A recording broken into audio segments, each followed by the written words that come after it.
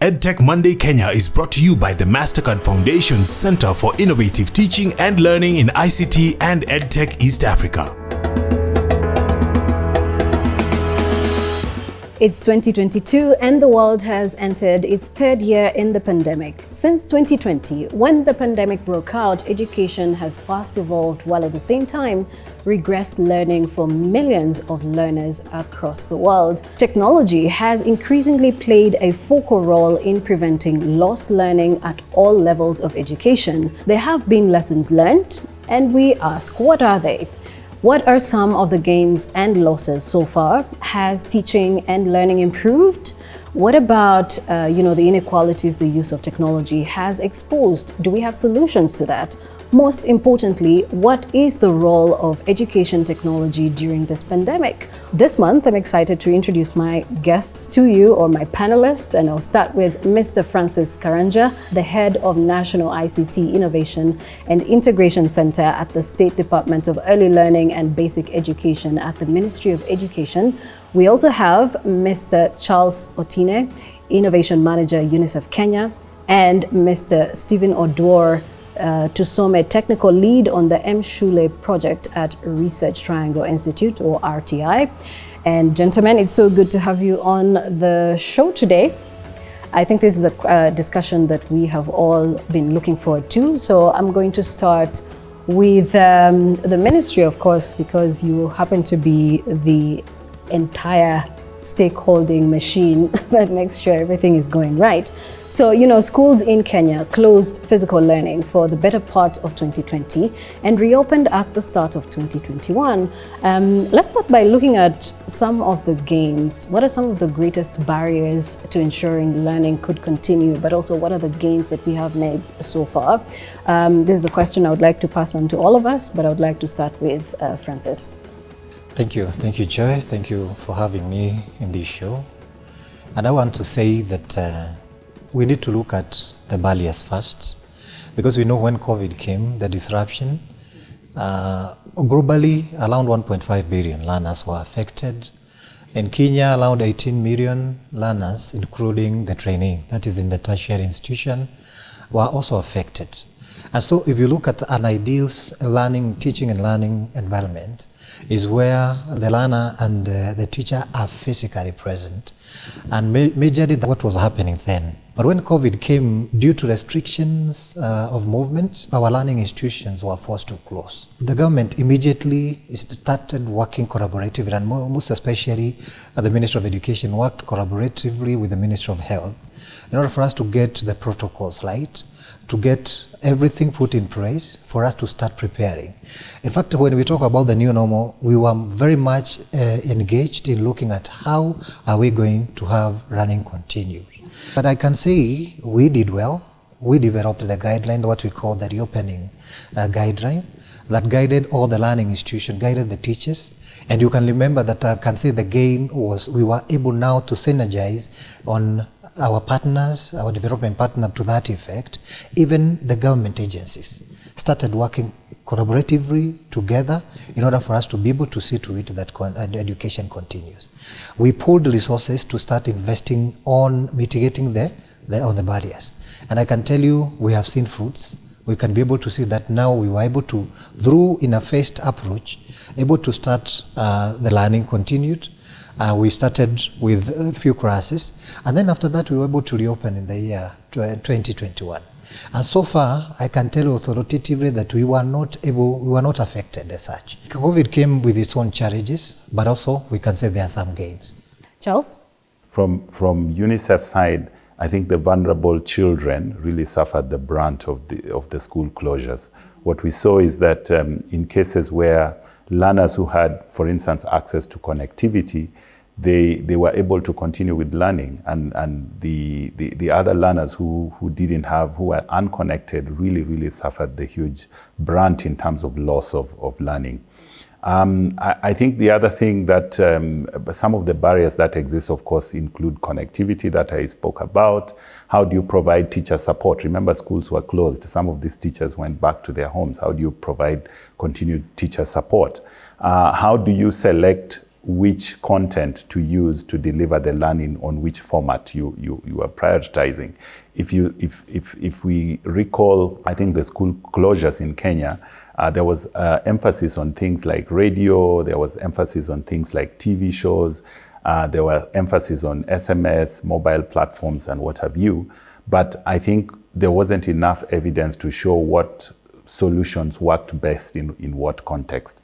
And I think one of the gains to overcome the barriers in scaling up these interventions was really looking at providing a basket of essential tools so that each school, each location, each child, each parent could select and adopt the ones that work best within their context.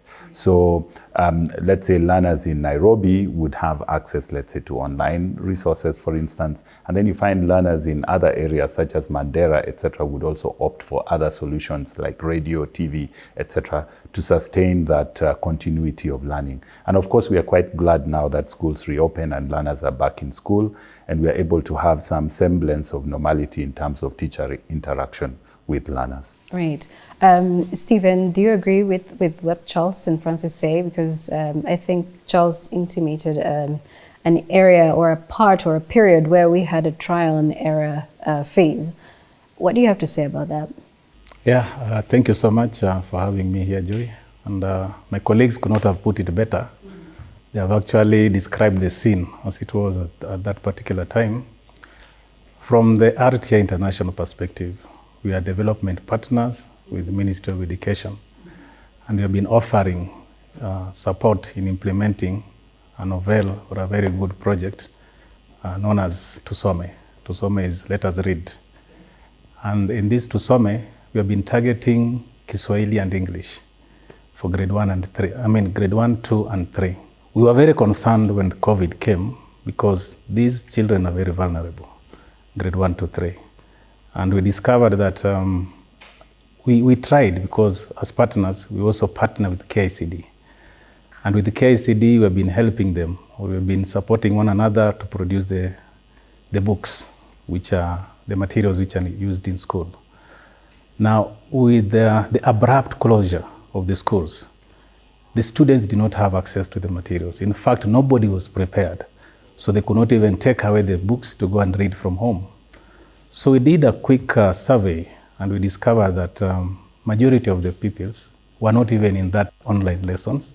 They could not afford the TV to watch TV. Many of them could not follow on radio, and that is why we came up with this partnership of Mshule. But I totally agree with them. It is a scenario which took everybody by surprise, and because of that, we had to be very innovative and look for a way in which you can be able to remove this barrier, because the face-to-face teaching could no longer take place. Right. Okay, that's interesting. And Francis, you know, there's the 2018 to 2022 National Education Sector Plan that, you know, featured technology as an enabler of the education progress that we're having in the country today. With the ministry's Basic Education Emergency COVID Response Plan, technology also played a big role, or a more prominent role, even in you know, making sure that there was connection or connectivity going on around the country. But how do you see this evolving as we go forward? Are we still at that initial stage, or we're now transitioning into something bigger, something more pivotal for the education ministry and the education sector as well? Thank you, Joy. I think allow me to put something into perspective. For us to seamlessly integrate technology in education, we need to consider 4 pillars. The first one is policy. Are we having the requisite or the relevant policies? That is a question that we need to ask ourselves. And we asked ourselves then that when we are talking about remote learning, as my colleague has said, that we are talking about radio lessons, TV, broadcast, even we used Kenya Education Crowd, we used social media. Were they supported by the policy? Because with government, you must anchor everything that you are doing in a registrational policy. That is the first pillar. The second pillar is infrastructure. And I think we have talked, and here when you're talking about infrastructure, we are talking about the devices, the connectivity, and even the support structures that are there when you're integrating technology. Number 3 is about the content. the digital content, which is a very critical pillar, and that one we know that even Bonodol has said that they partnered with the Kenya Institute of Curriculum Development. The last one is capacity development. Why am I bringing this into perspective? Is to say that anytime you see an intervention anchored in a strategic plan, means it's a priority for the ministry. And technology is. We invested in the policy, we invested in the digital content, the infrastructure. We know we connected our primary school there before because it was anchored in the strategic plan 2018 and 2022. Then when we came with the recovery, that's response and the recovery plan, even technology featured a lot because we had to re-engineer what we call the remote learning infrastructure at the KICD. We were able to even increase the broadcast hours. We are able to even re-engineer what we call Kenya Education Cloud. So basically we are saying COVID-19, through this investment, we have been able to get the gains, and we're going to leverage on that. Currently, teachers, even in that strategy, what we call the recovery plan, we had anchored the continuity on capacity building of teachers. Currently, they are being trained on remote learning methodology for us not only to be able to deal with the situation now, but also to sustain as we continue. So basically, I needed to say that even our partners, they usually come and we partner in the 4 pillars. A partner will come and choose that personally, I would like to partner in the infrastructure. And so I can say, from where I sit, I can say we have been able to move forward. We have been able to be guided on policy. Lastly, we looked and we found there was a gap on a policy that was supporting e-learning specifically. You know, integration of technology or ICT is broad. Aspect of e-learning was very critical because we needed to provide guideline on how learners are going to be safe, secure, and ethical when they are using this technology. And so when we found a gap, we had also to upgrade and look at our policy, and through to it, we were able to address that, and now we have an ICT in education and training policy 2021. I like that, and I like the 4 pillars that you mentioned as well, because at the end of the day, policy implementation is something really critical. Without policy implementation, then the other 3 pillars, of course, cannot be implemented properly. Charles, you know, when you look at the time that the pandemic broke out, we looked at the pandemic as an equalizer. It was an equalizing opportunity for many sectors, the education sector included as well. But unfortunately, it also brought out the inequalities that we had, the inequalities that you spoke about, you know, about kids in Mandera not being able to get the same access to education technology tools as the ones in Nairobi. But then, you know, when you look at the digital divide that we have since observed, at least since March of 2020, what do you think would be the solution to dealing with these gaps? How do we bridge them, if any solutions are available at all? Yeah, great question. I think, yeah, obviously, you know, with digital divide, we are looking at the gap between those who have access to technology, internet, connectivity, training, and those who don't. And we see that there are quite huge disparities, especially between urban, rural, between gender, between age, etc. that exists. And this, of course, puts into sharp contrast the ability to deliver digital learning. I think there are a couple of things that could be done. If you look at the delivery of digital learning, you really need to look at it, especially in face of COVID, as one of the essential package of services that every learner in school should actually have.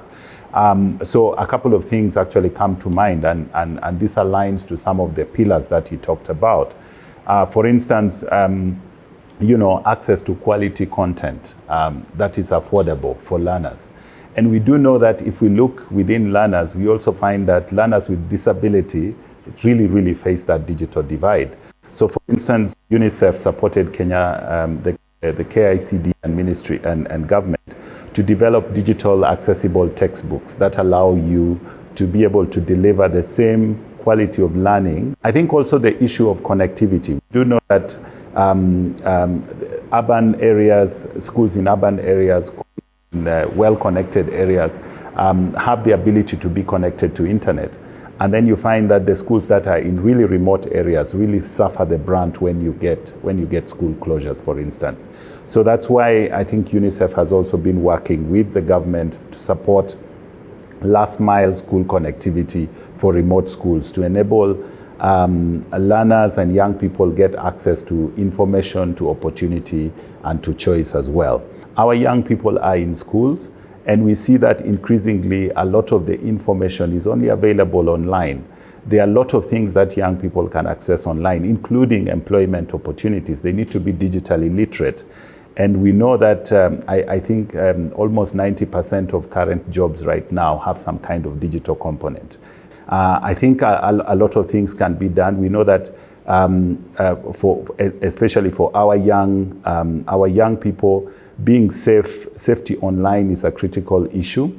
So one of the elements could really be about what sort of online safety protocols could you support, working with government, working with ministry? What sort of training do you need to give teachers so that learners, as they come online, they're able to come online in a safe manner and therefore bridge some of the gaps that we have? That's interesting. And you know, Stephen, I want to bring you in because you deal so much with the offline education side of things.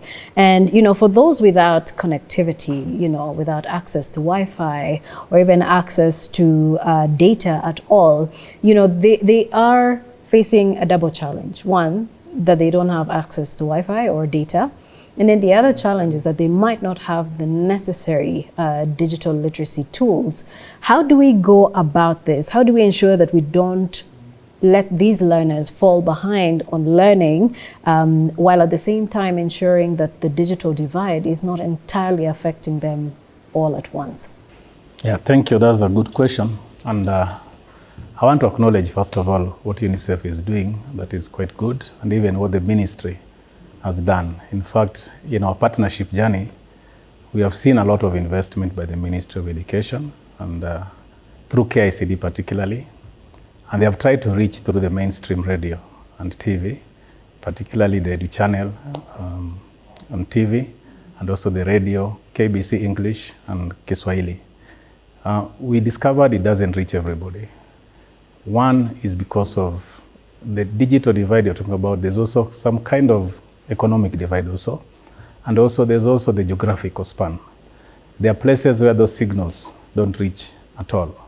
The radio signals cannot be able to be accessed. And because of that, we discovered that from the research which was done, that around 90% or so of Kenyans actually own phones. And I want to, first of all, say that the Tusome early grade literacy activities are one of the most successful activities ever conducted in the world. In fact, we've been having so many countries coming to benchmark with us, and we are proud of it because the ministry gave us that visibility to be able to do that implementation on their behalf. And we said, these children who have been doing very well, all of a sudden they're going to be cut off from what they enjoy. And since their parents have the phones, and we want to give a solution, and the solution is to use any phone, whether it is smartphone or features phone. And that is what we did. So from there, we were able to have some sampling, let me say so. When we started, we wanted to see the ones who are actually cut off completely from accessing education. So we sampled places like Samburu, Isiolo, Turkana, West Pokot, and so on, Wajir, Garissa, the ASAL countries. And we were able to convert or adapt that content that we've been producing with the KICD, the Tusome early grade literacy activities, books, into micro lessons. The micro lessons, if a child will be able to go through one lesson, it will not take more than 15 minutes. Actually, the snippets of, actually that's what we call the micro snippets of the lesson. So our lessons normally, they are comprehensive. They have something to do with phonological awareness, something with alphabetic principles, something to do with vocabulary, something to do with comprehension, and even grammar. And normally, at the end of it all, we normally have homework just to get formative feedback of what the learners have been able to understand or to get. I like that. And you know, looking at all of this and the context that has been put forward so far, we have seen also, you know, a number of partnerships with development partners and also the private sector, you know, the EdTech companies that have been putting out content that at some point had to go through the KICD for approval on whether or not it meets the standards of what should be churned out in the education system in Kenya. So we have seen all of this happening. But, you know, what's been the impact of education technology related partnerships? Are we able to assess it and say this is what these partnerships have resulted into? Francis? Yes, I can say we have been able to assess because, you know, when you're talking about education, and as I talked about the pillars, we look at how have we been able to enhance access to technology, to education in an equitable way. For example, when Charles talked about developing accessible digital textbook, that was really targeting the learners with special need. And basically, we used what we call universal design for learning for us to be able to access that marginalized learner, that who cannot be able to read, maybe even to hear, because the other digital content may not have been able to be in that format. So basically we are saying yes, with such a partnership, we have enhanced access and equity. Then with the partners that we partnered in what we call, you have talked about vetting, majorly we call it curation process. Quality assuring the content that is submitted to KICD. They usually undertake that curation process. And I can say we partnered with organizations for us now to provide what we call relevant and quality content. So basically I'm saying if we look at ourselves at the pillars of what we call the SDG 4, issues of access, equity, relevance, and quality education. If you just assess in those pillars, we can be able to see, yes, we are gaining. And I wanted to say that the ministry provide the framework for any partner, well guided with clear standards that this is what we intend to do. The partners will come and plug in into what the ministry is also doing, because we know it is not in a vacuum. We are doing a lot. Partners are coming just to enhance. For example, I can say we have partnered with a number of development partners in connectivity, that is internet connectivity, which was a very huge gap. But now we can be able to see we are just mitigating that. Charles, have you been able to assess whether or not this learning throughout the pandemic has been resourceful enough that we have actually made an impact on the education of our learners in the country today? Have there been any studies that Unicef has done to prove that there has been resourceful learning during the pandemic period?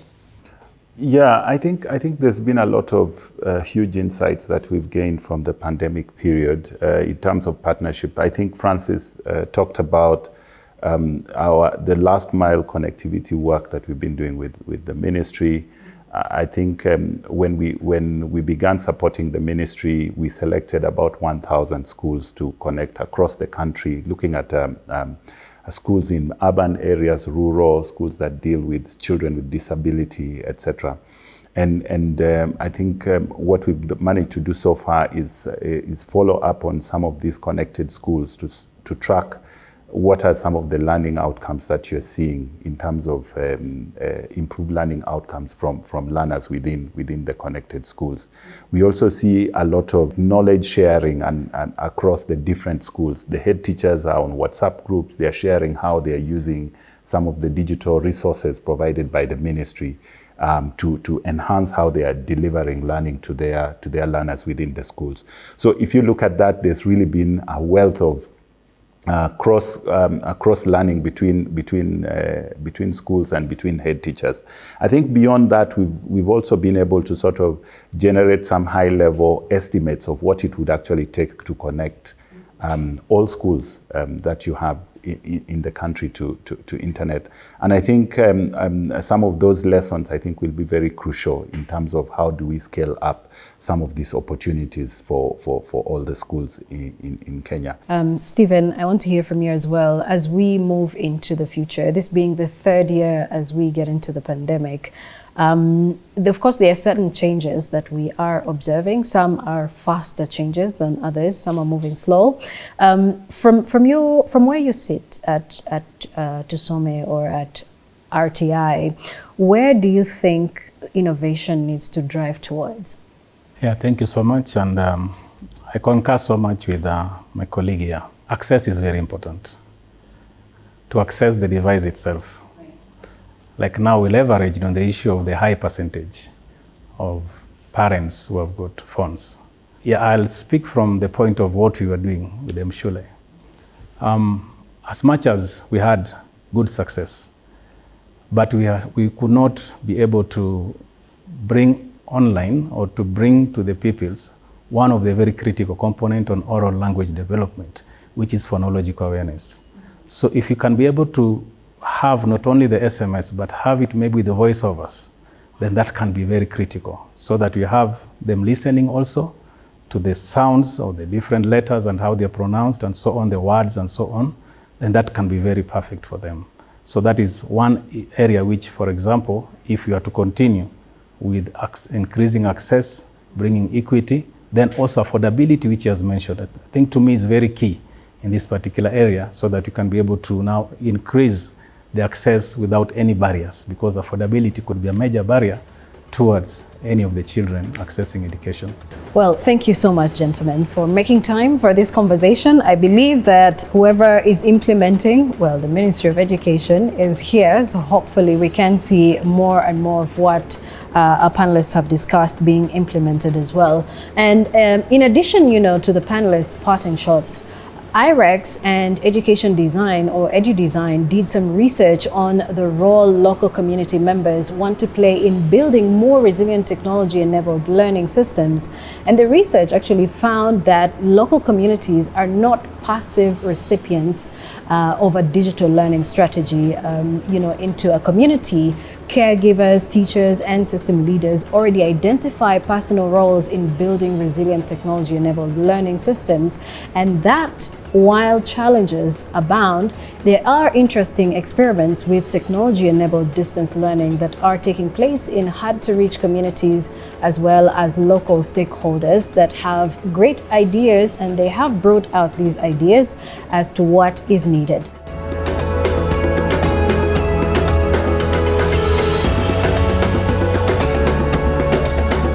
I want to say thank you to my panelists for creating time for this conversation. My name is Joy Doreen Bira. Our sign language interpreter has been Rose Omolo, and you can find all the EdTech conversations on the MasterCard Foundation YouTube channel. For now, thank you all for watching. Until next time, bye-bye.